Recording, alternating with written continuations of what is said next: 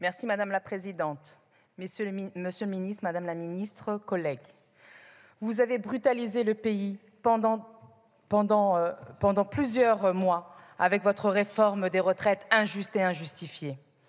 En bafouant le Parlement, en méprisant les organisations syndicales, en réprimant les manifestants, vous avez fait le choix politique de condamner les Françaises et les Français à 2 ans ferme. Vous le savez, votre réforme des retraites va faire basculer 100 000 personnes de plus au RSA et plus de plusieurs milliers de travailleurs supplémentaires en situation d'invalidité. Après avoir créé 400 000 pauvres supplémentaires pendant le premier quinquennat, après avoir fait 7 milliards d'économies sur le dos des chômeurs en réduisant la durée des droits de l'assurance chômage, vous poursuivez la répression à l'encontre des plus pauvres.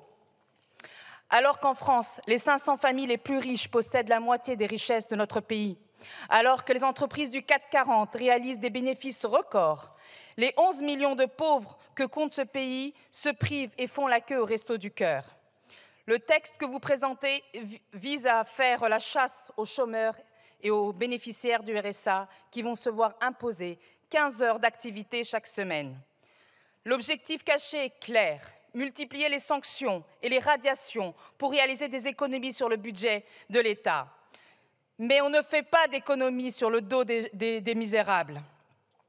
Les bénéficiaires du RSA sont déjà contraints à survivre avec 600 € par mois. Dans ce contexte, les obliger à travailler 15 heures par semaine, c'est les contraindre à travailler pour 7 € de l'heure, c'est ouvrir la porte au travail gratuit. Tous les salariés du pays entendent votre message désormais. Ils seront mis en concurrence avec les personnes forcées de travailler pour moins de 600 € par mois. Sans même attendre les résultats de votre expérimentation, vous prenez le risque de pénaliser des millions de familles. Rendez-vous raté à Pôle emploi, plus de RSA.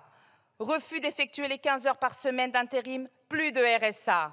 Panne de Wi-Fi vous empêche d'être en visio, plus de RSA. Par cette brutalisation, vous allez sanctionner des familles entières, et notamment les familles monoparentales. Mais comment peut-on suivre 15 heures de formation quand on est mère seule avec des enfants à charge? Collègues, avoir faim et vivre avec la peur du lendemain n'a jamais permis de trouver un travail et encore moins d'atteindre le plein emploi. Chaque année, le chômage tue directement 14 000 personnes en France. Personne n'est au chômage par plaisir. Si les gens sont RSA, c'est qu'ils n'ont pas le choix. Il y a aujourd'hui une pénurie d'emplois en France. Vous promettiez 33 millions d'embauches en 2022.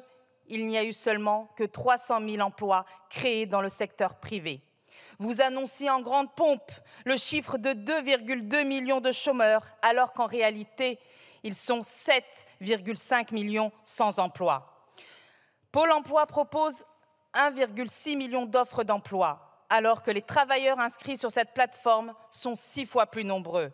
Il ne sert à rien de contraindre les privés d'emploi, alors que c'est l'offre d'emploi qui est insuffisante. Pour ne rien arranger, votre projet de loi prévoit également de poursuivre la privatisation du service public de l'emploi. Après le scandale Orpea, après les révélations chocs concernant les privatisations de nos EHPAD et de nos crèches, vous poursuivez tout simplement la casse du service public. Sans de moyens supplémentaires, avec une architecture floue, votre réforme va provoquer des souffrances et des 2 côtés du guichet. Parce qu'un autre service d'emploi est possible, il y a urgence de refonder un pôle emploi humain pour les privés d'emploi, mais également pour les agents. Pour créer des emplois décents, accessibles et de proximité, il est nécessaire de rétablir une assurance chômage protectrice et de créer des garanties d'emploi pour les chômeurs de longue durée. Merci.